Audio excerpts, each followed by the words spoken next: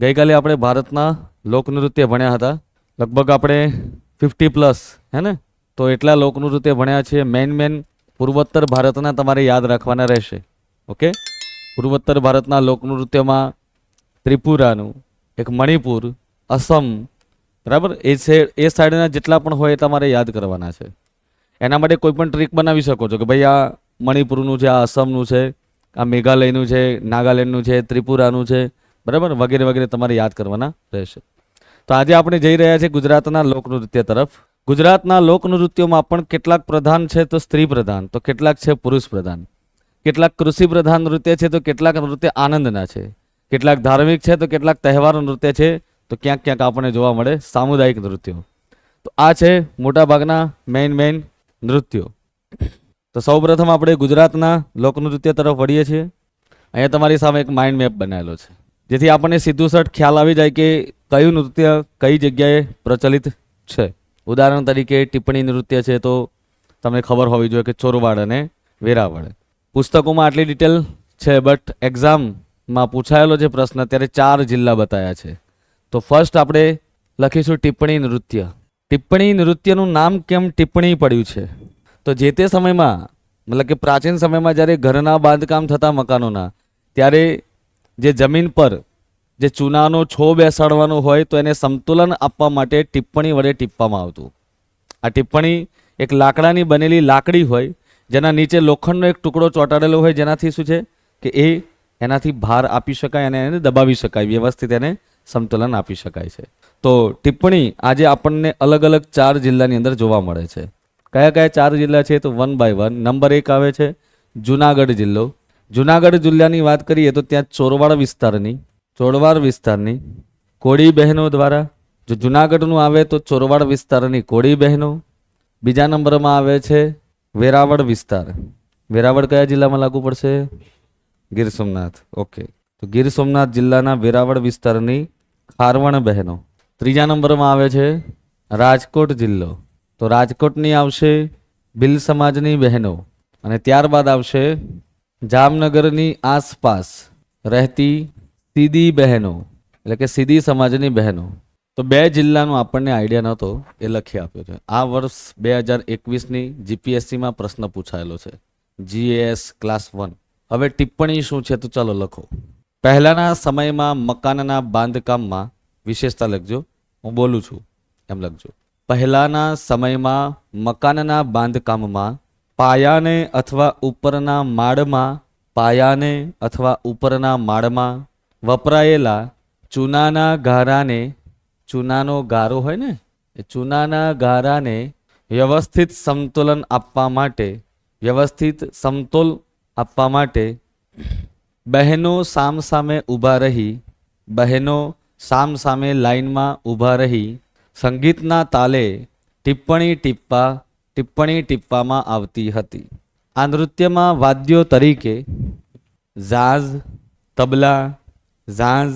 તબલા, કરતાલ અને મંજીરાનો ઉપયોગ કરવામાં આવતો. ઝાંઝ, તબલા, કરતાલ અને મંજીરાનો ઉપયોગ કરવામાં આવતો. આ નૃત્ય, પોઈન્ટ આપજો, આ નૃત્ય લગ્ન સમયે પણ કરવામાં આવતું હતું. આ એક પ્રકારે સ્ત્રી પ્રધાન અને શ્રમહારી નૃત્ય કહી શકાય છે, કે આમાં શ્રમ પડે છે એટલા માટે. બીજા નંબરમાં આવે છે રાસ. ચલો, રાસ વિશે શું જાણો છો? સૌરાષ્ટ્રના વિદ્યાર્થીઓને તો ખબર હોવી જ જોઈએ કે રાસ એ શું છે.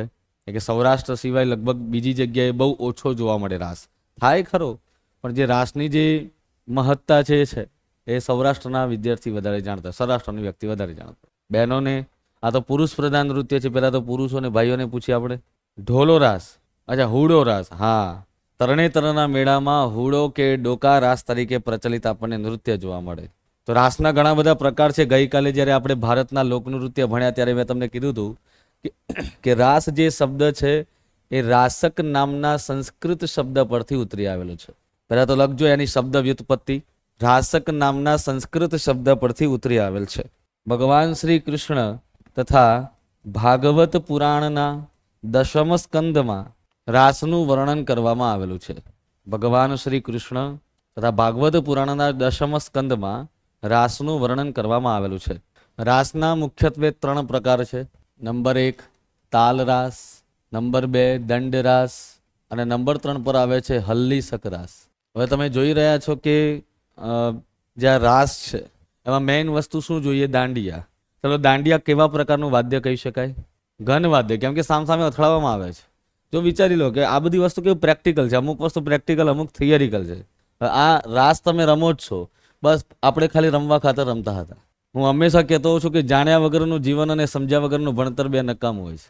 ખાલી રટ્ટા મારેથી પ્રિલિમ પાસ થાય, મેન્સ ના થાય, એની ઇન્ટરવ્યુ તો બિલકુલ જ નહીં. અને આપણે તૈયારી કરી રહ્યા છે જીપીએસસી ક્લાસ 1-2 ની, બરાબર ને? બધાની એક જ છે ને તૈયારી. તો પછી તો આપણે કેટલું ડિટેલમાં જવું પડશે અંદર. ઘણી જગ્યાએ એવું નો ડાઉટ ભણવામાં આવે છે કે ભાઈ પરીક્ષામાં શું પૂછાય, આ પૂછાય, બસ એટલું. અરે ભાઈ, આપણું પણ કંઈક જીવન છે, આપણી પણ કંઈક લાઈફસ્ટાઈલ છે. એક્ઝામ પૂરતી આપણી લાઈફસ્ટાઈલ રહી જશે તો તમારામાં એઆઈમાં ફરક શું રહેશે? સમજી શકો છો ને? તમારામાં એઆઈમાં ફરક શું? એઆઈ પણ એક મનુષ્ય દ્વારા બનાવેલી એક થિયરી છે, અથવા તો એક પ્રકારનો રોબોટ છે. તો સેમ એઝ ઇટ ઇઝ એવું જ થશે. કાલ ઉઠીને એઆઈ તમારી ઉપર દબાણ કરશે કે હું કહું એટલું જ કરવાનું તમારે. તમારા માઇન્ડ જે છે, વિચારોને બ્રોડ કરવા માટે શું જરૂરી છે? દરેક વસ્તુને વ્યવસ્થિત સમજો. ના સમજણ પડે તો જ્યારે અહીંયા શિક્ષક આવ્યા છે તો એને પૂછો. બાકી આ જે ભણાવું છું એ તમને કોઈ પણ પુસ્તક વાંચશો ને તો એમાંથી પણ મળી રહેશે. અંતે કંઈ નહીં તો આ પીડીએફ બી મળવાની છે. પણ અહીંયા તમે જે આવ્યા છો એ તમારો સમય બગાડીને એ સમજવા માટે કે સાહેબ આવું કઈ રીતે થયું હશે, ક્યાંથી આવ્યું હશે. કાલ્પનિક દુનિયામાં થોડાક રચો, તમને કમસે કમ એક ક્લ્યુ મળશે મેન્સ માટે. અમે ઘણા બધા મોક ટેસ્ટ પણ સોલ્વ કરેલા છે મેન્સના. અમને એટલી ખબર પડી ગઈ છે કે વિદ્યાર્થીની મૌલિકતા તો સાવ મરી પડી છે. ખરેખર કહું છું, તમારે કંઈક કરવું પડશે. તમે અત્યારે જોઈ રહ્યા છો ને કે પહેલાં પોલીસની ભરતીમાં કેટલો બધો માસ જોવા મળતો, આજે કેમ ઓછો જોવા મળે છે? નાસીપાત થઈ ગયો છે. એક્ઝામના સિલેબસથી ડરી ગયો. ડર ક્યારે લાગે વ્યક્તિ? જ્યારે સામનો કરવા માટે એની પાસે ક્ષમતા નથી. આ વસ્તુ થશે. તમે આપેલો 1 વર્ષનો સમય, બીજા 1 વર્ષ તમારી પ્રેક્ટિસ, જીપીએસસીમાં તમને મોટામાં મોટી ઝળહળતી સફળતા અપાવી શકે એમ છે. પણ મહેનત એ પ્રકારે કરવી પડશે, ગૂઢ વાંચન કરવું પડશે, ડિટેલમાં સમજવું પડશે કે આવું કઈ રીતે થઈ શકે છે. તો જ તમારામાં મૌલિકતા આવશે. બાકી ગોખીને મેં તમને કીધું ને કે ગોખીને ખાલી પહાડ કેટલો છે એટલું સેન્ટીમીટર માપી શકાય. પણ જ્યારે પહાડ ચડવાનું ચાલુ કરો ત્યારે કઈ પ્રકારની આપત્તિઓ આવે છે, ત્યારે આપત્તિઓનો સામનો ત્યારે કરવો પડે છે. એક ડ્રાઈવર પાસે એક ડ્રાઇવિંગ સ્કૂલમાં ખાલી ગાડી શીખી લેવાય છે, પણ એક્ઝેક્ટલી કયા ટાઈમે બ્રેક મારવી એ તમારી ઉપર જાય છે. બરાબર? બસ તો તમને એ ખબર હોવી જોઈએ કે ક્યાં મારે ગેર ચેન્જ કરવાનો છે, ક્યાં મારે બ્રેક આપવાનો છે, ક્યાં એક્સિલેટર આપવાનું છે.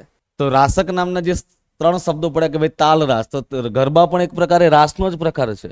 દંડ રાસ એટલે દાંડિયા રાસ, ને હલ્લીસક રાસ એટલે કે આજે ભાઈએ જે કીધો કે હુડો, પછી મેર એટલે કે ચાબખી, બરાબર? મેર રાસ કે ચાબખી, જેની અંદર ઉપયોગમાં લેવાતા જે સ્ટેપ્સ છે એ હલ્લીસકને મળતા આવે છે. હલ્લીસકનો મિનિંગ એવું થાય છે કે જમીનથી થોડાક ઊંચા કૂદવું, અને એ વખતે અથવા તો પગની જે પાહની છે એને આ રીતે કહેવાય છે કે ઊંચા કરવામાં આવે છે. તો એ પ્રકારે એને હલ્લીસક રાસ છે. તો હવે રાસનો ઉદ્ભવ તો બધાને ખબર જ છે કે ભગવાન શ્રી કૃષ્ણએ જ્યારે વ્રજ ભૂમિની અને ગોકુળમાં જે એમણે રાસ રમ્યા હતા, કૃષ્ણ લીલા, રાસલીલા, તો દસમ સ્કંદની અંદર બહુ સરસ મજાના 90 અધ્યાયની અંદર બતાવ્યું છે. અને આ એ જ દસમ સ્કંદની વાત છે કે જેના ઉપરથી કવિ પ્રેમાનંદે આખ્યાન પણ લખેલું છે દસમ સ્કંદ પર. તો લખો, રાસ એ મુખ્યત્વે પોરબંદરની મેર જાતિ સાથે જોડાયેલું કે સંકળાયેલું છે. અને આ એક પ્રકારે પુરુષ પ્રધાન નૃત્ય છે. આ નૃત્યમાં પણ વાદ્ય તરીકે ઢોલ, તબલા તેમજ મંજીરાનો ઉપયોગ કરવામાં આવે છે.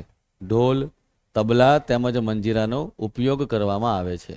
અને એક એવું નૃત્ય કે જે રાસ જેવું છે, પરંતુ એ સ્ત્રીઓ માટે છે સ્પેશિયલી, કે બહેનો કરી શકે, અને એને કહેવાય છે રાસડા. પરંતુ રાસડા જોવા જઈએ તો ફક્ત સૌરાષ્ટ્ર પૂરતું સીમિત રહેલું છે. તેના વિશે જ લખીએ આપણે. વાત કરીએ રાસડાની, તો રાસડા ક્યાંથી ઉતરી આવ્યા છે, શેમાંથી આવ્યા? તો લખીએ, ભગવાન શ્રી કૃષ્ણના પુત્રનું નામ શું હતું? શ્રી કૃષ્ણના પુત્ર કોણ? પ્રદ્યુમ્ન. પ્રદ્યુમ્નના પુત્ર કોણ? અનિરુદ્ધ. Very good. અનિરુદ્ધની પત્નીનું નામ શું હતું? Very good. મેં ક્યાંક તમને શાસ્ત્રીય નૃત્યમાં ઝલક આપી હતી, લાસ્ય અને તાંડવ વચ્ચેની, બરાબર?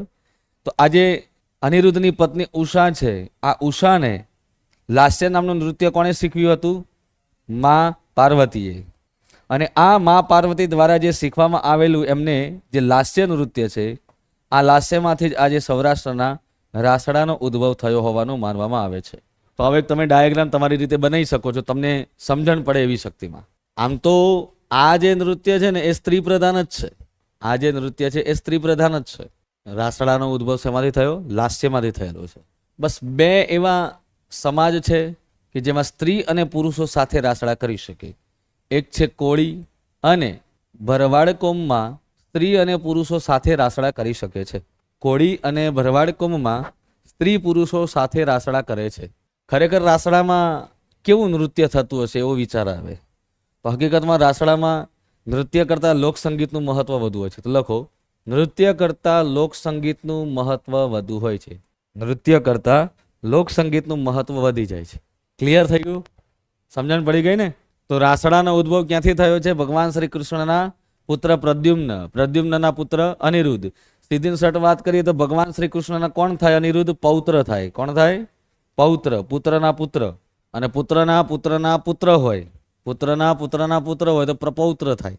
પછી એ ના આવે, 3 પેઢી સુધી સીમિત છે તો પૌત્ર થાય. બરાબર? ચાલો. અને વાત કરીએ તો ઉષા એ શ્રી કૃષ્ણ શું થાય? પૌત્ર વધુ. કેટલીક પુસ્તકમાં પુત્ર વધુ લખેલા છે તો ખોટું પડી જાય જવાબ. ચાલો આગળ વધીએ આપણે. રાસડા પછીનું કયું નૃત્ય છે જોઈ લઈએ. તો ગોપ ગુંથણ નૃત્ય આવે છે. ગોપ ગુંથણ કેટલા લોકોએ જોયેલું છે? ગોપ ગુંથણ સરસ. શું હોય છે એમ એની આમ પ્રેક્ટિકલ પિલર? વાહ, રાઈટ. માનો કે કોઈ મુખ્યમંત્રી આવવાના હોય કે કઈ એવો પ્રોગ્રામ હોય, જેમ કે માધવપુરનો મેળો છે, તો આ બધી જગ્યાએ તમને આ નૃત્ય જોવા મળતા હોય છે. મોટે ભાગે એટલું લોકોને ખબર છે કે સૌરાષ્ટ્રના કોળી અને કણબી વિસ્તારમાં, એટલે કોળી અને કણબી કોમમાં સૌથી વધુ પ્રચલિત છે. પણ આ ઉપરાંત એવા અન્ય કોઈ જિલ્લામાં થતું હોય એવું ક્યાંય સાંભળવા મળેલું છે તમને? તો આદિવાસી વિસ્તારમાં, ખાસ કરીને પંચમહાલમાં તમને જોવા મળે ગોપગુંથણ. બરાબર? હા, આપણે જ્યારે આદિવાસી સંસ્કૃતિ ભણીશું તો ચોક્કસથી તમને સમજાવીશ. તો પહેલાં તો ગોપ ગુંથણ શું છે એ ખબર પડી ગઈ. ભાઈએ કીધું બહુ સરસ રીતે કે ભાઈ એક પિલર એટલે કે સ્તંભ હોય ખુલ્લા મેદાનમાં. માનો કે આ મેદાન છે, વચ્ચે આવ્યો એક સ્તંભ હોય. બરાબર? અને એક મિનિટ, માનો કે આ એક સ્તંભ છે, આ સ્તંભ છે. બરાબર, ચાલો વાંચો નહીં. આ એક સ્તંભ છે. આ સ્તંભની ઉપર છે ભાગમાં ટોચ પર આવી કંઈક રીતે કડી બનાવેલી હોય. આ કડીમાંથી અલગ અલગ રંગના, માનો કે આ 2 પીળા રંગના છે તો બીજું એક હોય વ્હાઈટ રંગનો હોય. અલગ અલગ રંગના દોરડા લઈ અને પછી એને આજુબાજુ જે ઊભેલા પુરુષો છે આમ ગોળ ગોળ ફરતા જાય તેમ આ સુંદર રીતે આ રીતે આમ આમ આમ ગૂંથાતી જાય છે. ક્યાંય એવું કહેવાય છે કે ગૂંચવણ પણ પડે નહીં. જેમ બહેનો જ્યારે ચોટલો બાંધતા હોય તો કઈ રીતે પાછળથી આમ પેલી ડિઝાઇન પડતી હોય છે, બસ સેમ એઝ ઇટ ઇઝ અહીંયા પણ એક પ્રકારે ગૂંથણ થાય છે. પણ મારો પ્રશ્ન એ છે કે આ ગોપ ગૂંથણનો ઉદ્ભવ થયો ક્યાંથી? આ પ્રશ્ન બહુ સળગતો છે. પુસ્તકોમાં તો નથી જ, શિક્ષકો પાસે પણ નથી. કે આજકાલ તો શિક્ષકો પણ 21મી સદીના ગોખણપટ્ટીવાળા થઈ ગયા. ગોખીને આવવાનું, અહીંયા આવીને ઉલટી કરી જવાની, એવું જ થઈ ગયું ને. ઓલમોસ્ટ ઘણી બધી આપણે ગાંધીનગરમાં સંસ્થાઓ જોઈએ છીએ. બરાબર? અને આપણને એવું લાગે છે ઓહો સાહેબને તો બહુ બધું યાદ રહે છે. યાદ તો એને કહેવાય કે જેને સમજાવી શકાય. એવું નથી કે હું એકલો છું, આવા તો ઘણાય છે. પણ આજના વિદ્યાર્થીઓને સાચા શિક્ષકોની કદર નથી. આ હકીકત છે. સાચા શિક્ષકોની કદર હોત તો આજે વિદ્યાર્થી ક્યાંક કઈ અલગ જગ્યાએ હોત, કઈ અલગ જગ્યાએ હોત. હવે તમને સમજાવી દઉં કે ગોપ ગુંથણનો ઉદ્ભવ ક્યાંથી આવ્યો ને આ કોનાથી પ્રેરિત છે. જ્યારે મા જશોદાએ ભગવાન શ્રી કૃષ્ણને એક વૃક્ષ સાથે દોરડાથી બાંધી દીધા હતા અને કહેવાયા દામોદર. દામ એટલે દોરડું અને ઉદર એટલે પેટ. પરંતુ ક્યારે કહેવાય છે કે મા જશોદા કહેવાય છે કે પછી બજારમાં ગયા કંઈક વસ્તુઓ લેવા, ત્યાં સુધી એમના મિત્રોએ આવીને બહુ એમને છોડવા માટેની બહુ કહેવાય છે કે જહેમત ઉઠાવી. અને જહેમત ઉઠાવતા કેવું કે એમને કોઈ કહે છે કે લાવ લાવ ફરીને આપણે આ બાજુ કરી નાખીએ. આમ આમ ફરતા ગયા પણ પછી થયું આ તો આંટી બહુ ઊંધી વાગી ગઈ છે, આ તો કે ઉપરથી બંધાઈ જાય છે. તો પાછા આમ કરીને ખોલવા લાગ્યા કે ભાઈ આમ બંધાય છે તો આમ કરીને ખુલી જશે. તેમ કરીને દોરડું ખુલી ગયું. ત્યારથી આ નૃત્યનો ઉદ્ભવ થયો ગોપ ગુંથણ. પહેલી વાર જાણ્યું ને? બસ તો લખો. આ નૃત્ય વખતે વચ્ચે ખુલ્લા મેદાનમાં એક સ્તંભ મૂકી તેના પરથી અલગ અલગ રંગના દોરડાઓ ઇન બ્રેકેટ લખો ગોફ ને નીચે ઊભેલા પુરુષો દ્વારા ગોળ ફરતા જઈ સ્ટેપ બાય સ્ટેપ તેને ગૂંથવામાં આવતું હતું. અને તે જ રીતે તેને ઉકેલવામાં પણ આવે. હવે આ નૃત્ય પુરુષ પ્રધાન છે કે સ્ત્રી પ્રધાન? Very good. તો આ જે નૃત્ય છે પુરુષ પ્રધાન છે. એક મિનિટ, આ નૃત્ય પુરુષ પ્રધાન છે. ક્લિયર? ગોપ ગુંથણ વિશે થોડી ઘણી નવી સમજણ પડી, બરાબર? આમાં પણ વાદ્યો, જો રાસડામાં તો ઘણા બધા વાદ્યો છે, લગભગ 10-12 જેવા વાદ્યો છે, એટલે લખવાનું ના હોય. અમુક જ એવા નૃત્યો છે જેમાં વાદ્યો પૂછાતા હોય છે. ચલો આગળ વધીએ આપણે. તો ગોપ ગુંથણ પછી આવે છે હમચી નૃત્ય. અને ગોપ ગુંથણ ખાસ કોના દ્વારા થાય છે એ પણ લખી નાખજો. સૌરાષ્ટ્રની કોળી અને કણબીઓમાં ખાસ પ્રચલિત છે. ગોપ ગુંથણમાં સૌરાષ્ટ્રની કોળી અને કણબીઓમાં ખાસ પ્રચલિત છે. કોળી અને કણબી લોકોમાં ખાસ પ્રચલિત છે. અહીંયા હશે કોઈ કદાચ કોળી સમાજથી, કણબી સમાજથી છે બેનો? ખરું પ્રચલિત? જોયેલું છે કે નહીં? નથી જોવામાં આવ્યું? જો સંસ્કૃતિ દરેકની એક આખી પોતાની અલગ છબી ઊભી કરે છે. અને ગુજરાતમાં તો સામુદાયિક સંસ્કૃતિ ઘણી બધી પ્રચલિત છે. કલ્ચર રિલેટેડ ઘણા લોકો કહે છે કલ્ચર કેટલું કરવું જોઈએ. કલ્ચર કેટલું છે? તો કલ્ચરની વાત કરીએ ને તો ઇતિહાસ કરતાં બી વાસ્ટ થઈ જાય, બરાબર? કેમ કે કલ્ચરને જ સમજવા માટે ઇતિહાસ ઊભો થયો છે. સ્થાપત્ય કળા છે તો એનો ઇતિહાસ જાણીએ, પછી એનું કલ્ચરલ આખી એક ઇફેક્ટ એની જાણતા હોય છે. એ જ રીતે દર 27 કે 29 અથવા મેક્સિમમ 30 કિલોમીટર પૂરા થાય એટલે ત્યાં સંસ્કૃતિ ચેન્જ થઈ જાય. અહીંથી 30 કિલોમીટર તમે આ સાઈડ જાઓ, આ સાઈડ જાઓ, આ સાઈડ જાઓ કે આ સાઈડ જાઓ, સંસ્કૃતિ ચેન્જ થઈ જાય. એટલા માટે કહેવાતા કે 12 ગામે બોલી બદલાય. એટલા માટે આપણે આપણા ઘરડાઓ એમ કહેતા કે અમે 12 ગામના પાણી પીધેલા છે, જ્યારે આજે આપણે ફક્ત બિસ્લેરી પીએ છીએ. કહેવાય કે જ્યારે કોઈ બસમાંથી ઉતરતા એટલે તમને ખબર 5 મિનિટનો બ્રેક આપતા, કાં તો ડ્રાઈવર કંડક્ટરને કહી દેતા કે ભાઈ પાણી પીને આવું છું, હા ઊભી રાખજો બસ. આ હતું. કેટલાય લોકો કદાચ આ રીતે બસમાં જે મુસાફરી કરી હશે એમને ખબર હશે. ચલો પછી આવે છે હમચી નૃત્ય. હમચી નૃત્ય તો શું છે? હમચી નૃત્ય વિશેની વિગતો. આ નૃત્યનું બીજું પણ એક નામ છે ઘોડો ખૂંદવો. ઘોડો ખૂંદવો સમજાવું છું. એસી ચાલુ છે થોડાક? એવું હોય તો 20-20 કરીને પાછળ બારી ખુલ્લી લાગે છે. એવું તો નહીં બધું કુલિંગ ત્યાં જતું રહેતું હોય. વિન્ડો ઓપન છે ને પાછળ, તો મને કેમ એવું દેખાય છે? અચ્છા રિફ્લેક્સ અને ટાઈપનું. થોડુંક ફેન સ્પીડ એની વધારી દો, ટર્બો મોડ કરી દો, સફોકેશન બહુ થાય છે. ચાલો, હમચી નૃત્ય ઘોડો ખૂંદવો. સૌરાષ્ટ્રના બહેનોને વધારે ખબર હોય, ભાઈઓને તો લગભગ મે બી કદાચ ખબર હોય તો એમના ઘરમાં થયું હોય. બહેનો સૌરાષ્ટ્રના જરા હાથ ઊંચા કરજો. શું છે હમચી નૃત્ય બેન? યસ, આ નૃત્ય ખાસ કરીને આમ તો સૌરાષ્ટ્રથી પ્રચલિત બનેલું હાલ અત્યારે લગભગ સમગ્ર ગુજરાતમાં જોવા મળે. એટલે કે મારા જ ઘરની બાજુમાં કોઈ સૌરાષ્ટ્રથી આવીને રહેતું હોય, પાડોશી હોય, અને એમના જે ઘરે વિધિ વિધાન જોઈને મને પણ એમ થાય કે ચલો મારે પણ આવું કંઈક કરવું છે, રાંદલ માતાને તેડાવવા છે. તો એમ કરીને ધીરે ધીરે આજે આખું જે આ સંસ્કૃતિ જે છે સૌરાષ્ટ્રની લોક સંસ્કૃતિ લગભગ અમરેલી કે પાલીતાણા ભાવનગરથી વિકસેલી છે, લગભગ ગોહિલવાડ વંશના સમયમાં. કે એ સમયમાં એવું હતું કોઈ નિસંતાન વ્યક્તિ હોય તો એ માં રાંદલ માતાની બાધા રાખતું, અને રાંદલ માતાની જ્યારે માનતા પૂરી થાય તો રાંદલ માતાને તેડવામાં આવે. એક મસ્ત મજાનો બાજોટ હોય, એ બાજટ પર કહેવાય છે કે વાંસની 4 પટ્ટીઓ ઊભી કરી એના માથે લોટા મૂકી અને એ લોટા ઉપર કલશ લઈ અને રાંદલ માતાના કલશો મૂકવામાં આવતા હતા. તો આ રીતે હોય. એમાં રાંદલ માતાનો ફોટો મૂકવામાં આવે. પછી ઘોડો એટલા માટે ખોદવામાં આવે કેમ કે રાંદલ માતા કોના પત્ની છે? સૂર્યનારાયણના. એટલા માટે રાંદલ માતાને તેડવા માટે ખુદ સૂર્ય ભગવાન આવતા હોય અશ્વ ઉપર બેસીને. 7 અશ્વો હતા ને, તો 7 બહેનો જે હોય, મિનિમમ 7 બહેનો એ કહેવાય છે કે આ નૃત્યની આગતા સ્વાગતા કરવાની હોય. એટલે આ રીતે રાંદલ માતાનું મહત્વ છે. તો લખજો હમચી નૃત્ય, જેમાં રાંદલ માતાને તેડવામાં આવે છે, જેમાં રાંદલ માતાને તેડવામાં આવે છે ને જેમાં રાંદલ માતાની માનતા રાખનાર વ્યક્તિ, રાંદલ માતાની માનતા રાખનાર વ્યક્તિ પોતાના ઘરે રાંદલ માતાને તેડાવે છે. પોતાના ઘરે રાંદલ માતાને તેડાવે છે. જેમાં બહેનો હમચી એટલે કે ઘોડો ખૂંદે છે. હમચી એટલે કે ઘોડો ખૂંદે છે. ઘણા કહે છે સાહેબ આ હમચી હમચી શું છે? બોલો બહેનો જણાવશો જરા, હમચી શું નામ છે?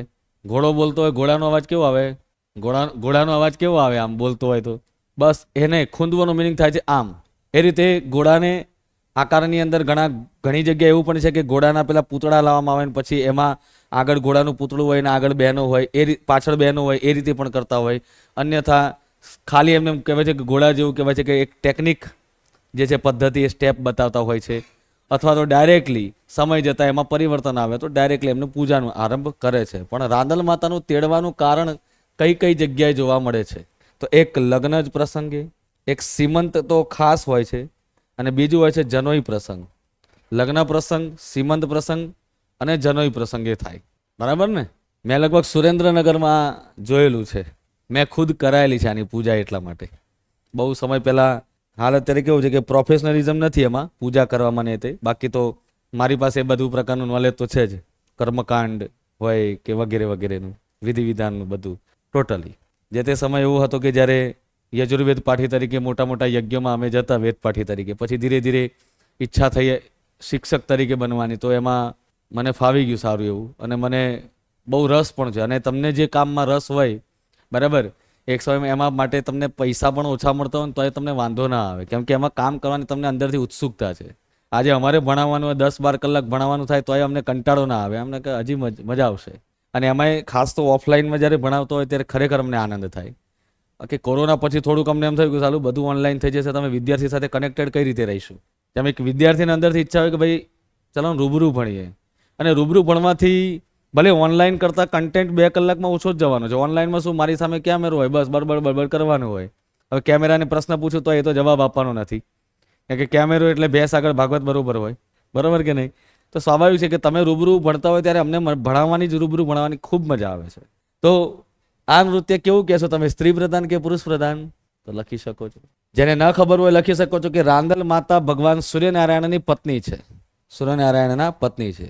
આગળ વધીએ છીએ આપણે બીજા નૃત્ય તરફ. પછી આવે છે હિંચ નૃત્ય. હિંચ નૃત્ય આ એ સૌરાષ્ટ્રનું પ્રચલિત છે, તો બેનો જણાવતા રહેજો, હે ને?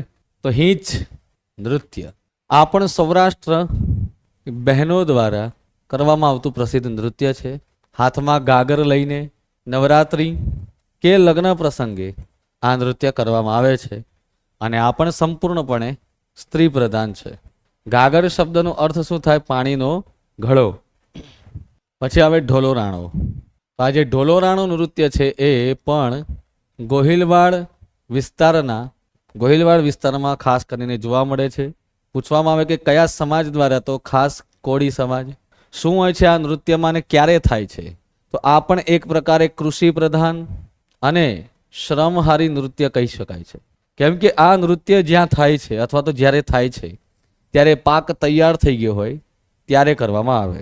પાક તૈયાર થઈ જાય ત્યારે તેને લણતી વખતે આ નૃત્ય કરવામાં આવે છે, જેમાં અલગ અલગ સાધનોનો પણ ઉપયોગ કે પ્રયોગ થાય છે. જેમ કે અલગ અલગ સાધનોની વાત કરીએ તો કયા કયા સાધનોનો ઉપયોગ થતો હોય? તો ખેતીના સાધનો જેમ કે સુપડા, સુપડું, સાવરણી, સાંબેલું જેવા સાધનોનો ઉપયોગ કરવામાં આવે. સુપડા, સુપડું, સાંભળ્યું નથી? ખબર? કઈ વાંધો, કહી દઉં. બહેનોને ખબર છે સાંભળ્યું? બરોબર, તમે બોલો છે. ખાંડણીયું, જેને શું કહેવાય? ખાંડણીયું. અરે અલગ અલગ જગ્યાએ પાછું બોલીમાં કદાચ સૌરાષ્ટ્રમાં સાંભળ્યું નથી કહેતા એને. સાગના લાકડાનું આવું જાડું બનેલું હોય. બરાબર? એવું કહેવાતું હતું કે પહેલાના ગામડાઓમાં જ્યારે મકાનો બનતા તો પેલા નળિયાવાળા મકાનો બનતા તો એમાં પાછળ બહાર છે ને ઓસરી હોય આગળની સાઈડ. આ ઓસરીમાં ઘરનો એક જે દરવાજો હોય એની આજુબાજુમાં દીવા મૂકવાની જગ્યા હોય દિવાળીના દિવસે. પછી આગળ નીચે આવે તો એક દિવાલ પર એક ખૂંટો હોય. ખૂંટો એટલે મોટી ખિલ્લી હોય લાકડાની, એની ઉપર સુપડું હંમેશા લટકાયેલું જોવા જ મળે. આ ગ્રામ્ય સંસ્કૃતિ છે. જ્યારે નીચે પથ્થરની લાદી બનાવવામાં આવે, એક એમાં ખાંડણીયું રાખવામાં આવે. શું રાખવામાં આવે? ખાંડણું રાખવામાં આવે. એકચ્યુઅલી ખાંડણીયું એને કહેવાય કે જે પેલો ખાડો કરેલો હોય તે. ખાસ કરીને ઉત્તર ગુજરાતના ઈડર તાલુકાના જે ગામડાઓ છે, ઉમાશંકર જોશીનું ગામ જોઈ આવો તો તમને ખબર પડી જશે. આજે પણ ત્યાં એ ગામની સંસ્કૃતિ છે. તો એ ખાંડણીયું તમને જોવા મળે ને. ખાંડણી આમ જ હાંબેલું છે ને આમ દિવાલના ટેકે, અને મેન એનો જે છેડો છે પેલા ખાંડણીયામાં હોય. એ સાંભેલું જે તે સમયમાં કહેવાય છે કે અનાજ કૂટવા માટે, જેમ કે ડાંગર હોય તો ડાંગરને કૂટીએ તો જે છોતરા છે અલગ થઈ જાય. બરાબર? ગામમાં જ્યારે કોઈ પણ મોટું ભોજન સમારંભ હોય ત્યારે અમારે જ્યારે એવું કહેવાય છે કે બ્રાહ્મણો જ્યારે પેલી 84 બેસાડે ત્યારે લાડવાના પેલા જે મુઠિયા બનાવેલા હોય એને કૂટવામાં આવે.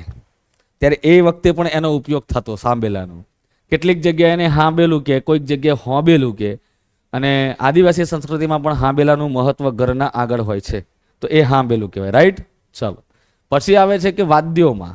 વાદ્યોમાં શેનો ઉપયોગ થાય? તો ઢોલક હોય અથવા ઢોલકી કહી શકીએ, તબલા હોય, ઝાંઝ હોય, મંજીરા હોય અને કરતાલ. ઘણા કે ચાલો આ ખેતીના કામમાં આટલા બધા વાદ્યોની કેમ જરૂર પડે? તો પહેલાના સમયમાં એવું કે ખેતરમાં એક દિવસનું કામ ન હોય, અહીંયા 10 દિવસ સળંગ ચાલવાનું હોય, થાકનો અનુભવ ન થાય અને સંગીતના તાલે કામ નીકળી જાય. એટલા માટે આ બધું જરૂરી હતું. પણ સમય જતાં આ બધું કેવું છે, એક પરફોર્મિંગ આર્ટ્સ તરીકે રહી ગયું. બાકી હવે મશીનો આવી ગયા, એક જ પેલું પંજાબી રોલર ફેરવો એટલે બધી ડાંગર સીધી આવી જાય બરાબર હાથમાં.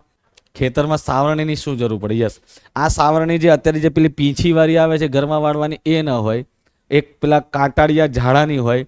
જેવું કહેવાય છે, માનો કે ઘઉં કાઢ્યા હોય ને, તો ઘઉંમાં છે ને ઉપર આમ જોજો ઘણા ખેડૂતો હજી પણ ફેરવે છે, અમારા ગામમાં તો હોય. અને આમાં મતલબ કે ઉત્તર ગુજરાત બાજુ છે ને, નદીમાં પેલો એક ઘાસ થાય છે જેને કોહ કહેવાય, કોસ, ડાભ સાંભળ્યું છે ને, દર્ભ, જેને ડાભડો કહેવાય. એ ડાભડાનો જે જુડો હોય ને, એ જુડાથી આમ કહેવાય છે, જે આમ એની ઉપર ફેરવે ને ઘઉં ઉપર, તો જે પેલી ફોતળીઓ હોય ને, ફોતળીઓ આમ સાઈડમાં નીકળી જાય, ઘઉં એમને એમ રહે. એટલે સાવરણીની જરૂર પડે.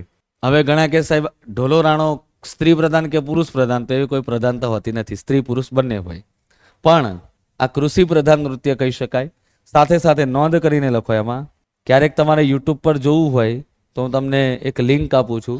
ભાવનગરની ઘોઘા સર્કલ મંડળી, બહુ વાર પરીક્ષામાં પૂછાયું છે કે નીચેનામાંથી કયા નૃત્ય માટે પ્રચલિત છે.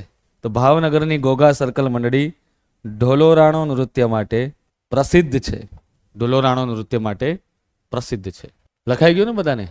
ત્યાર પછી આવે છે કે હુડા કે ડોકારાસ, તો એ પણ લખી દેજો, જે ખાસ કરીને સૌરાષ્ટ્રમાં જોવા મળે છે. હુડા કે ડોકારાસ ખાસ કરીને સૌરાષ્ટ્રમાં જોવા મળે છે. અને એમાં પણ પોઈન્ટ આપીને લખજો કે તે ભરવાડ કોમ સાથે સંકળાયેલ છે અને તરણેતરના મેળામાં જોવા મળે. ભરવાડ કોમ સાથે સંકળાયેલ છે અને તરણેતરના મેળામાં ચોક્કસથી જોવા મળે છે. ડન. તો અહીંયા પહેલી એક સ્લાઇડ પતી ગઈ છે. હવે આપણે બીજી સ્લાઇડ તરફ જઈએ. તો હવે આવે છે જાગ નૃત્ય. જાગ નૃત્ય ખાસ કરીને ઉત્તર ગુજરાતમાં, જાગ નૃત્ય ઉત્તર ગુજરાતના રાજપૂત અને પાટીદાર સમાજની બહેનો દ્વારા, રાજપૂત અને પાટીદાર સમાજની બહેનો દ્વારા નવરાત્રિ કે પછી લગ્ન પ્રસંગે કરવામાં આવે. એમાં લખેલું નથી, નવરાત્રિ કે લગ્ન પ્રસંગે કરવામાં આવે છે. જેની વિશેષતા એ છે કે બહેનો માથે જાગ કે ગરબો મૂકી, માથે જાગ ઇન બ્રેકેટ ગરબો ક્લોઝ ધ બ્રેકેટ મૂકીને આખી રાત નૃત્ય કરે છે. નોંધ કરીને લખજો કે જાગ એ ગરબાનું જ એક સ્વરૂપ છે.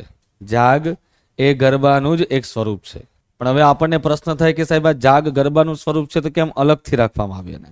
એવું કહેવાય છે કે કોઈ વ્યક્તિ માતાજીની માનતા રાખે છે અને માતાજીની માનતા જ્યારે એની પૂરી થાય છે, બરાબર, કોઈના ઘરમાં એવી માનતા રાખી હોય કે ભાઈ મારા ભાઈનું લગ્ન જલ્દી થજો, અને એ માનતા પૂરી થાય છે, તો સ્વાભાવિક રીતે જે બહેન હોય ભાઈની, બરાબર, અથવા જે ભાઈ છે એમના કોઈ મોટા એમના ભાઈ પરણી ગયા હોય, એમના ભાભી પણ ઘણીવાર કહેવાય છે કે પોતાના દિયર માટે બાધા રાખતા હોય છે. ઉત્તર ગુજરાતમાં મહેસાણા, પછી પાટણ, અમદાવાદ, આ બધી જગ્યા પરંપરા પ્રચલિત છે હજી પણ. તો ત્યારે એને પૂર્ણ થાય ત્યારે માતાજીના નવરાત્રિમાં, અથવા તો માનો કે લગ્ન રાખ્યું હોય તો લગ્ન પહેલાં કહેવાય છે કે વરઘોડો જ્યારે હોય, મતલબ પેલું આપણે ફૂલેકું જેને હોય, તો ફૂલેકાના 1-2 દિવસ પહેલાં આ કરી દેવામાં આવે. તો આ પ્રકારે છે. મૂળ ગરબો જ હોય પણ આખી રાત કરે. પણ હવે કેવું છે કે આખી રાત ન થાય, થાકી જતા 12 વાગ્યા સુધી, મેન આપણે કહીએ છીએ કે જેમ જાગરણ 12 વાગ્યા સુધી હોય, બાકી જાગરણનો મિનિંગ એટલે આ સૂર્યાસ્તથી સૂર્યોદય સુધી હોય, એને જાગરણ કહેવાય. આજે 12 વાગે એટલે આપણે પેલું શું કહેવાય કે વિદેશી પરંપરા પ્રમાણે, ક્રિશ્ચિયન કેલેન્ડર પ્રમાણે, બરાબર, તહેવારો આપણે ઉજવીએ છીએ વિક્રમ સંવત પ્રમાણે, શક સંવત પ્રમાણે, અને માનતા રાખીએ છીએ આપણે ઈસવીસન કેલેન્ડર પ્રમાણે. થોડુંક ચેન્જીસ લાવવાની જરૂર છે આ બાબતે. ગજેન્દ્રભાઈ, લાવણી જે છે ને એ એકચ્યુઅલી નૃત્ય કરતાં સંગીતનું મહત્ત્વ વધારે છે એમાં. જે ભાઈ એક પ્રશ્ન પૂછ્યો છે, હું ભારતીય સંગીતની અંદર તમને લાવણી શીખવાડીશ. એટલે લાવણી મેન તો સોંગ છે, અને સોંગ પરથી કહેવાય છે કે એ રીતે નાચવામાં આવે ને ઢોલકીના તાલે, એટલે એનું નામ પડી ગયું લાવણી નૃત્ય. તો હું તમને કહીશ લાવણી નૃત્ય.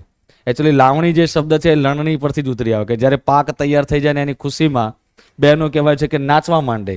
અને નાચે એટલે જે પગના જે પંજા હોય ને આગળના, એ મસ્ત રીતે આમાં ખખડાવે, એટલે ઢોલકી પણ એવી નાના ઢીચાક ઢીચાક ઢીંક ઢીંક આવો તાલ આપે.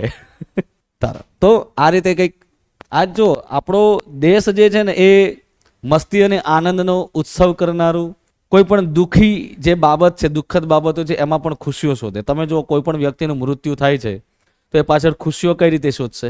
વ્યક્તિ એકલા ન પડી જાય એટલા માટે શું કરશે? એ જ દિવસે કે 2-3 દિવસ પછી બેસણું રાખશે, જેમાં લોકો એમના દુઃખમાં પણ કહેવાય છે કે સહભાગી થાય. સમય જતાં આ બધી વસ્તુ મને એવું લાગે છે કે વિડીયો કોલ ઉપર થઈ જશે. વિડીયો કોલ ઉપર સામેવાળો વ્યક્તિ રોઈ લેશે. હવે સાચું રોવે છે ખોટું રોવે છે તો ખબર પડશે જ નહીં. કે અત્યારે સાચું રોવે છે ખોટું રોવે છે એમાં એવું કહેવાય છે કે મોટું કહેવાય છે કે આગળ ઘૂંઘટ તાણી અને રોતા હોય. એક કપ ચા આપો પછી ખબર પડે કે ઓરિજિનલ રોવે છે કે ડુપ્લિકેટ. બાકી મોટી મોટી કોક મૂકવી, પણ એ વસ્તુ કેવી છે, ઘણાને આજના લોકોને આજની બહેનો આવી રીતે રહેશે નહીં. આજની બહેનો સ્ટાઇલમાં રહેશે, જે રિયાલિટી શોઝમાં જોવા મળતા હોય ને, બરાબર. આમ આમ મેકઅપ જવું ના જોઈએ ભાઈ. રોવે ને અહીંયા આમ આવે તો પાછું ધાર પડી જાય. એટલે આમ આમ સ્ટાઇલમાં, પણ ગજબ સ્ટાઇલ. હા, બસ પતી ગયું, રોવાઈ ગયું આટલા 1 સેકન્ડમાં. અને ચાલો પહેલાં તો કલાક સુધી આમ શાંત કરવા પડે, આમ ખભા પકડવા પડે ને આમ બૈડા ઉપર હાથ ફેરવો પડે, શાંત થાવ શાંત થાવ. જનરેશન, ટ્રેન્ડ, આ બધું ચેન્જ થાય છે તેમ તેમ લોકોની માનસિકતા, એમનો સ્વભાવ બધામાં ચેન્જ આવે છે. છે ને? પણ આમ બધું આવું જ હોય છે ને બહેનો? આવી જ રીતે રોતા હોય છે ને? મેં તો લગભગ નેહા કક્કરને ઇન્ડિયન આઇડલમાં આ જ રીતે રોતા જોયા છે. બસ આમ કરીને ખાલી આમ આંખોનું ટીપું આમ કરીને નાખે. મેં કહું વાહ, પતી ગયું, આ તો રોવાઈ ગયું. ઘણી વાર મને એમ થાય લાગે છે અત્યારે પાણી બહુ ઓછા પીતા લાગે છે. ચાલો, તો બહેન, જાગરણ નૃત્યમાં આ જાગરણનું મહત્વ છે. આજે ઘણી બધી જગ્યાએ, જેમ કે ગૌરી વ્રત કરે, છેલ્લો દિવસ હોય તો જાગરણ કરતા હોય છે, હે ને બહેનો? જાગરણ કરવા માટે પહેલાં શું હતું જરા મને સમજાવજો બહેનો, કે જાગરણ પહેલાં કઈ રીતે થતું? જો સંસ્કૃતિ આપણી માં છે, જેમ આપણે આપણી માની ઇજ્જત નથી, કોઈ એની ઇજ્જત ઉપર કોઈ કલંકતા લાવે તો આપણને સહન થાય. આપણે પણ આપણી સંસ્કૃતિમાં જે બધા પરિવર્તનો લાવ્યા છે ખરેખર યોગ્ય છે કે નહીં, એ મને તમારે પાસેથી સાંભળવું છે. અને તમે એમ પ્રશ્ન થતો હોય કે સાહેબ આ બાજુ ભાઈઓ છે એમને પ્રશ્ન કેમ નથી પૂછતા? તો હંમેશા કોઈ પણ બાળક ખરાબ હોય તો પહેલાં શું કહેશે? એની માએ સંસ્કાર નહીં આપ્યા હોય. શું કહે છે? એની માના સંસ્કાર ખરાબ હશે. માં કોણ છે? સ્ત્રી છે. હું હંમેશા એટલા માટે પહેલાં સ્ત્રીને પૂછું છું. અને આપણા મોદી સાહેબ પણ કહેવું એવું થાય છે કે લેડીઝ ફર્સ્ટ. બોલો, એ બાબતે શું કહેવું થાય છે? પહેલાના સમયમાં જાગરણ એટલે આખો દિવસ કે આખી રાત ભગવાનના સ્તુતિ વંદના કરીને જાગરણ થતું, ના કે થિયેટરમાં પિક્ચર જોવા જઈને જાગરણ થાય. સમજ્યા? ના કે પછી DVD કે કેસેટ મૂકીને ગીતો વગાડીને પછી કેસરિયા પધારો, અને પેલું કયું ગીત? કેસરિયા તેરા, ઇશ્ક હે તેરા, બરાબર. આવા ગીતો સાંભળીને કંઈ જાગરણ ન થાય. કમસે કમ તમે જે જાગરણ કરો છો એનું પછી કહે છે સાલું ભગવાન છે કે નહીં આ દુનિયામાં ખબર નથી પડતી. ક્યાંથી હોય? ગાયના શિંગડા ઉપર, શિંગડાની ટોચ ઉપર રાયનો દાણો કેટલી વાર ટકી શકે? એટલી વાર પણ તમારું ધ્યાન મગ્ન નથી થતું. માળા કરતા હોય તો એ કે આ વખતે કેટલો પગાર કપાશે. સાચી વાત છે કે ખોટી વાત? આ બધું પરિવર્તન છે આપણામાં. એટલે હું બહેનોને ખાસ કરીશ કે તમને આ જે સંસ્કૃતિ જે છે ને, સંસ્કૃતિમાં પરિવર્તન બહેનો દ્વારા આવી શકે, બહેનો દ્વારા જાળવી શકાય. બાકી પુરુષોનું કામનું નથી, કેમ કે પુરુષો આખો દિવસ વ્યસ્ત હોય પોતાના કામમાં, અને હંમેશા એનું પુરુષ એમાં હું આવી ગયો ભાઈ. મારા ઘરે મારા પણ મા હતા, મારી પત્ની પણ છે, મારી ડોટર પણ છે. તો સ્વાભાવિક રીતે એ સંસ્કૃતિ એમના માથે પણ હું કહેતો હોઉં છું કે આ બધું ઘરમાં કોઈ આવશે અસ્તવ્યસ્ત વસ્તુ પડશે મને કોઈ નહીં કહેશે કોને? તમને ઠપકો કોને આપશે? સ્ત્રીને. પણ આ જે સ્ત્રીનું દાયિત્વ સારું હશે, એનું કાર્ય સારું હશે, તો એનો જે ઘરધણી હશે કે એમના જે ઘરનો કહેવાય કોઈ છોકરો હશે તો એ મસ્તક ઉપર લઈ અને ચાલશે, સીનો તાણીને ચાલશે. એટલે મૂળ કંઈ પણ થાય છે આજે પણ સંભળાવશે કોને? બહેનોને જ. ભલે વાંક 0% પણ નથી, પણ ગુનેગાર તો બેન જ સાબિત થાય. આ બધી વસ્તુ બહુ સમજવા જેવી છે. કલ્ચર ખાલી રટ્ટા મારીએ તો કલ્ચર છે જ નહીં, એ ખાલી એક ફેક્ચ્યુઅલ ડેટા છે. અને કલ્ચરને જો તમે સમજો તો તમને એમ થાય કે યાર ખરેખર આપણે શું કરી રહ્યા છીએ. આજે ગણપતિ મહોત્સવ ચાલે છે, એના વિશે તમે ડીપમાં સમજો તો ખબર પડી જાય કે લોકમાન્ય તિલક સાહેબે, બાળ ગંગાધર લોકમાન્ય તિલક સાહેબે લોકોને એક કરવા માટે આ ગણેશ ઉત્સવની શરૂઆત કરી હતી, અને એનું નામ આપ્યું હતું એક સાર્વજનિક મહોત્સવ. આજે એની જગ્યાએ લોકો પોતાના ઘરે કરતા થઈ ગયા પર્સનલી. અહીંયા લોકો એક એટલા માટે થાય કે પોતાની ઊંચ નીચ, સ્પૃશ્યતા અસ્પૃશ્યતા કે જાતિ ભેદ બધું ભૂલાવે, સ્ત્રી પુરુષની જે લિંગતા ભેદ છે એ ભૂલાવીને લોકો એક બને, એના માટેનો આ સાર્વજનિક મહોત્સવ હતો. આજે પોતાના ઘેર લાવે છે. ચલો એમાંય મને વાંધો નથી. 10 દિવસના ગણપતિમાં ક્યાં મને એવો નીતિ નિયમ મને શાસ્ત્રમાં બતાવો કે ક્યાંય એવું કીધું હોય કે 5 દિવસમાં, 3 દિવસમાં, 1.5 દિવસમાં. કાલ ઉઠીને એવું પણ આવશે કે મૂર્તિ લઈને આવ્યા, પૂજા કરીને તરત વિસર્જન થાય છે ને. એવું એના કરતાં લાવશો જ નહીં. આમાં સન્માન નહીં, આમાં ભગવાનનું અપમાન થાય છે. અને આમાં બીજા ધર્મનો વ્યક્તિ તમારી ઉપર આંગળીને ટકોર કરી જાય ને એવું તમે કાર્ય કરી રહ્યા છો. બાકી ઘણા બધા એવા તમે ધર્મ છે જ્યારે થોડુંક વિચારવા જેવું છે. ધર્મ દરેકના સારા છે, એનું પાલન કરનારો વ્યક્તિ કેવો છે એ જોવાનું છે. પછી નાસ્તિકતા, આસ્તિકતા આ બધા સવાલો ઉઠે આપણી ઉપર. ચલો નંબર એ પછી આવે છે ઠાગા નૃત્ય. ઉત્તર ગુજરાતમાં લગભગ છોકરાઓને ખબર હશે કે ભાઈ ઠાગા એટલે શું કહેવાય. દિવેલા કે કપાસનું વાવેતર થયા પછી એના જે વધેલા જે ખાલી લાકડા હોય ને ઠૂંઠા જેને કહેવાય એને ઠાગા કહે. મકઈના ઠૂંઠા હોય એને ઠાગા કહે. રાઈટ. તો ઠાગા નૃત્યમાં લખી શકો છો કે ઉત્તર ગુજરાતના ઠાકોર સમાજનું આ પ્રસિદ્ધ નૃત્ય છે. ઉત્તર ગુજરાતના ઠાકોર સમાજનું આ પ્રસિદ્ધ નૃત્ય છે. જે હોળી અને લગ્ન પ્રસંગે પુરુષો દ્વારા હાથમાં તલવાર કે ધોકા લઈ, હાથમાં તલવાર કે ધોકા રાખીને આ નૃત્ય કરવામાં આવે છે. હાથમાં તલવાર કે ધોકા, એટલે ધોકા એટલે પેલા કપડાં ધોવાના નહીં હો, જે દંડા હોય ને એને ધોકા કહેવાય. સૌરાષ્ટ્રમાં તો લગભગ મોટા મોટા લાકડી હોય ને ધોકો જ કહે ને. હા, તે ધોકા રાખે. પુરુષ પ્રધાન નૃત્ય છે. ત્યાર પછી આવે છે મંજીરા નૃત્ય. એના વિશે થોડી આપણે વિગત વધારે લખવી પડશે. તો મંજીરા નૃત્યનું બીજું એક નામ શું છે? તો તેને પઢાર કે હલેસા નૃત્ય તરીકે પણ ઓળખવામાં આવે છે. તેને પઢાર કે હલેસા નૃત્ય પણ કહે છે. બીજા નંબરની વાત કોના દ્વારા થાય છે? તો નળકાંઠા વિસ્તારમાં વસતા પઢાર કોમના પુરુષો દ્વારા આ નૃત્ય કરવામાં આવે છે. આ નૃત્યમાં કેમ હલેસા નૃત્ય કે પઢાર નૃત્ય કહેવાય છે? નળકાંઠા વિસ્તારમાં, ખાસ કરીને આ ગુજરાતની દરિયાકાંઠાની સંસ્કૃતિ છે. આ ગુજરાતની દરિયાકાંઠાની સંસ્કૃતિ છે, જેમાં પુરુષો જમીન પર બેસી પગ પહોળા રાખી દરિયામાં નાવમાં બેસી જેમ હલેસા મારતા હોય તેવું નૃત્ય કરે છે. પઢારોનો મુખ્ય વ્યવસાય માછીમાર સાથે સંકળાયેલો છે. પરંતુ તેમને એવું પૂછવામાં આવે કે તેમની જે વેશભૂષા છે એ કોને મળતી આવે છે? તો લખજો, તેમના પોશાકો આહિર તેમજ ચારણ સમાજના પોશાકને મળતા આવે છે. લાસ્ટ હમણાં જ્યારે પદ્મશ્રી એવોર્ડ મળ્યો છે તેમના એક ભાઈને, તો એમના પોશાકો વગેરે બહેનોના નામે ખાસ પોશાકો જોવો, બરાબર. એમને રાસ પણ રમતા હોય છે. પણ ઘણીવાર પૂછવામાં આવે કે આ નૃત્ય ક્યારે કરે છે લોકો? તો ખાસ કરીને જો જે લોકો દરિયા ખેડૂ હોય ને એ એક જ એવો સમય છે જ્યારે ફ્રી પડે. ક્યારે? તો ચોમાસામાં. તો લખો છું કે ચોમાસાની ઋતુમાં તેમના નવરાશના સમયમાં આ નૃત્ય કરે છે. ચોમાસાની ઋતુમાં તેમના નવરાશના સમયમાં આ નૃત્ય કરે છે. ચલો આગળ વધીએ આપણે. લખાઈ ગયું ને? તો ફરીથી બોલું છું, દરિયાકાંઠાની સંસ્કૃતિ જોઈએ તો આપણે જામનગરથી ગુજરાતમાં આ રીતે દેવભૂમિ, દ્વારકા, સોમનાથ, પછી જુનાગઢ આવે, પોરબંદર આવે, પોરબંદર પછી આ નળકાંઠો વિસ્તાર આવે, નળકાંઠા પછી આ બાજુ આમ આવો એટલે તમને વડોદરામાં જોવા મળે તળવી લોકો, પછી આ બાજુ ધીરે જાઓ એટલે સુરતમાં હળપતિ અને દુબળા લોકો આવે, પછી વલસાડ બાજુ જાઓ. એમ કહેવાય છે કે આ દરિયાકાંઠાની સંસ્કૃતિ. પરીક્ષામાં મેઇન્સમાં પ્રશ્ન પૂછાયો છે કે ગુજરાતની આદિવાસી અને દરિયાકાંઠાની સંસ્કૃતિ વિશે વિસ્તૃત ચર્ચા કરો. તો સીધું આપણી પ્રસ્તાવના ત્યાં જ થાય કે ગુજરાત એ ભારતમાં સૌથી વધુ 1600 કિલોમીટરનો દરિયા કિનારો ધરાવતું રાજ્ય છે. અને આ દરિયાકાંઠે વસતી અનોખી સંસ્કૃતિ એટલે કે દરિયાકાંઠાની, જેમાં જામનગરના સીડીઓથી લઈ અને નળકાંઠાના પઢારોથી લઈ છે કહેવાય છે કે દક્ષિણ ગુજરાતના હળપતિ આદિવાસીઓની એક સંસ્કૃતિ, વિશિષ્ટ સંસ્કૃતિની એક છબી દર્શાવે છે, જેની મહત્તા નીચે મુજબ જાણીશું. એટલે પછી પતી ગઈ પ્રસ્તાવના. આવી રીતે લખશો. ક્યારે લખી શકાય? કે જ્યારે તમારી પાસે મૌલિક વિચારધારા હશે ત્યારે. ઓકે, પછી ક્યાં ગયું? મંજીરા પછી આવે ચાબખી નૃત્ય. તો ચાબખી નૃત્યમાં એટલી જ વિશેષતા છે એ લખી નાખો કે પોરબંદરની મેર જાતિ સાથે સંકળાયેલું છે. ભાઈ પોરબંદરનો અહીંયા કોઈ મેર છો? તો ખરું તમને ખબર ખરી આ નૃત્ય વિશે શું હોય છે? વેરી ગુડ, લખજો. ચાબખી નૃત્યને મેર નૃત્ય કીધું એ જ ને, એને મણિયારું. હા, રાસ છે પુરુષો કરે. કહું છું તો ખરું, અત્યારે નવરાત્રિમાં ગરબા બધા કરે છે કે નહીં? શું પુરુષો? સ્ત્રીઓ? ના, એકચ્યુઅલી રાસનો ઉદ્ભવ ગુજરાતમાં નથી થયો, એટલે સ્ત્રીઓ કરે છે. એમ તો મેં તમને રાસડામાં ના કીધું કે ખાલી ભરવાડ અને કોળી સમાજ એવું છે કે જેમાં સ્ત્રી પુરુષો સાથે રાસડા એ અલગ છે. રાસ અલગ, રાસડા અલગ.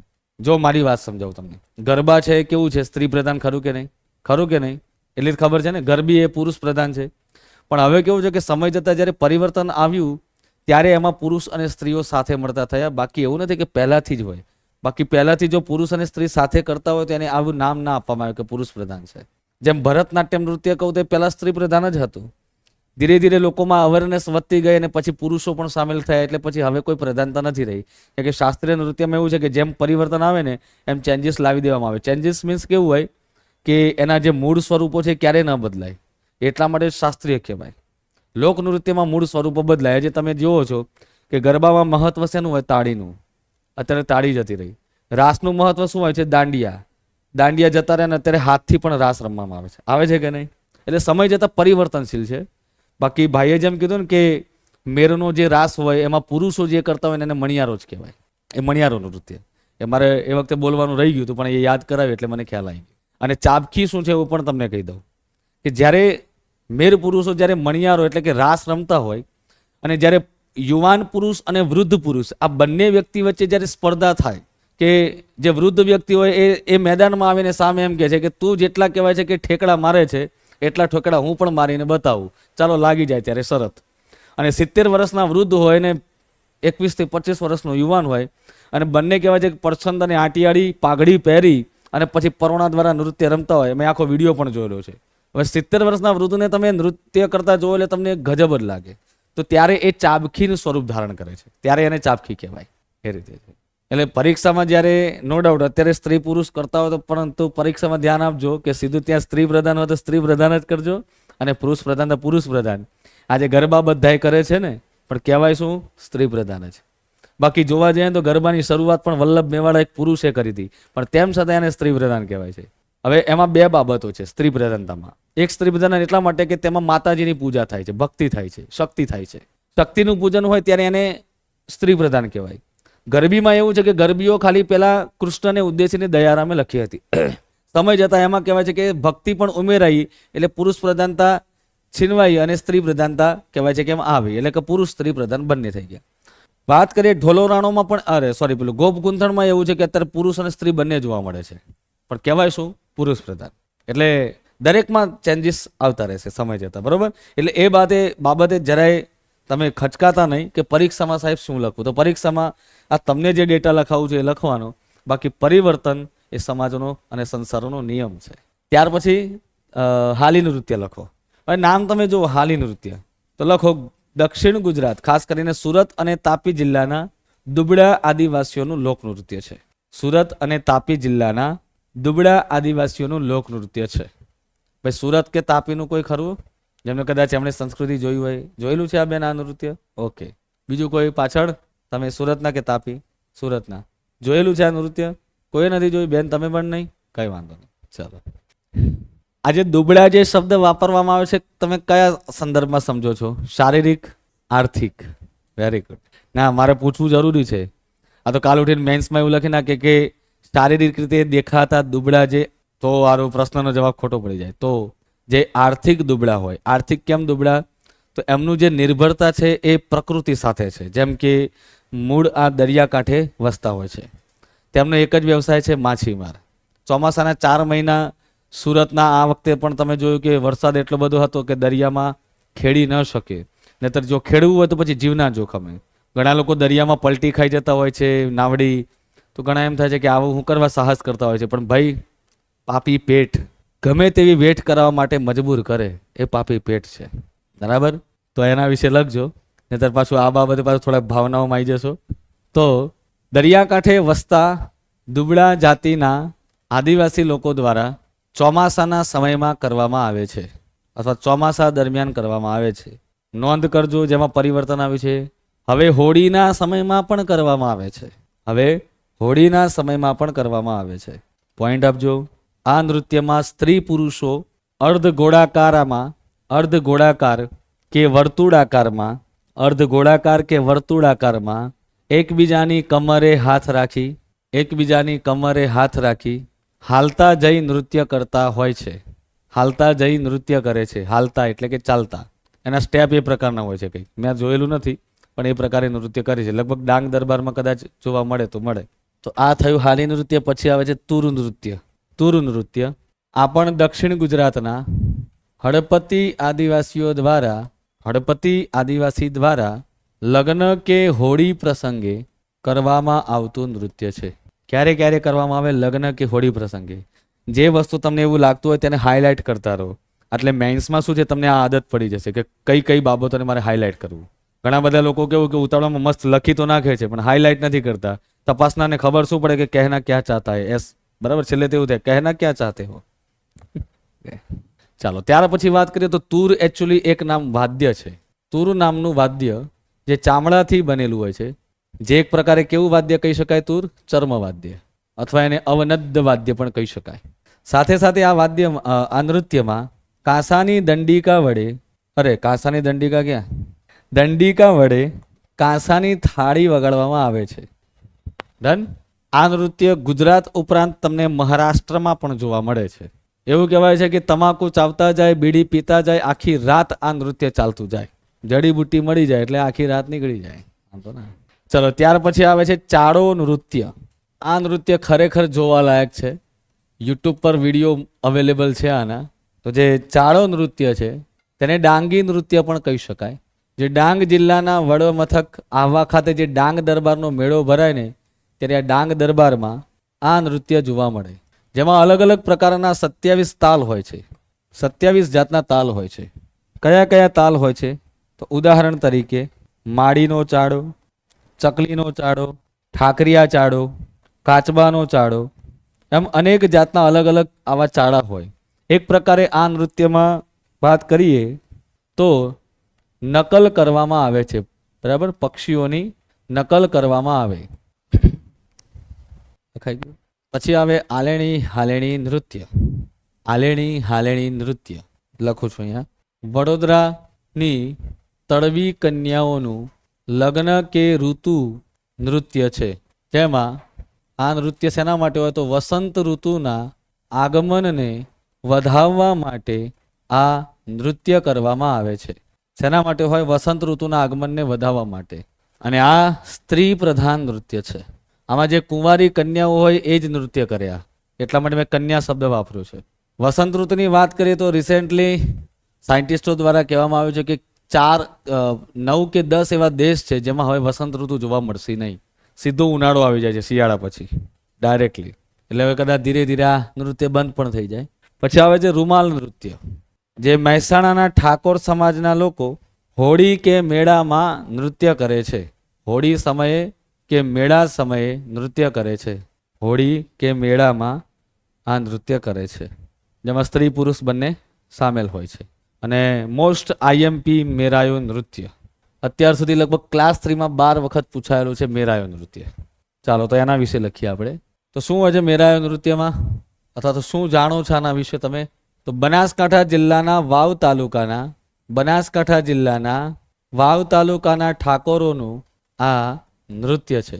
આ નૃત્યમાં નૃત્ય વખતે સરખડ કે યુઝાડી નામના ઘાસમાંથી એક તોરણ તૈયાર કરવામાં આવે. આ તોરણને નાગલી કહે છે. આ નાગલીમાં દીવો મૂકી શકાય તેટલી જગ્યાને મેરાયો કહે છે. દીવો મૂકી શકાય તેટલી જગ્યાને મેરાયો કહે છે. આ નૃત્યમાં 2 પડછંદ અને મોટિયાર વચ્ચે દ્વંદ્વ યુદ્ધ ખેલાય છે, જેમાં જીતી જનાર વ્યક્તિના માનમાં હુડીલા ગવાય છે. શું ગવાય છે? હુડીલા ગવાય છે. હુડીલા એ બનાસકાંઠાનું શૌર્ય ગાન છે. નોંધ કરીને લખું છું. સાંઢણી અને કાનુડો અહીંના પ્રસિદ્ધ લોકનૃત્યો છે. સાંઢણી અને કાનુડો પણ અહીંના પ્રસિદ્ધ લોકનૃત્યો છે.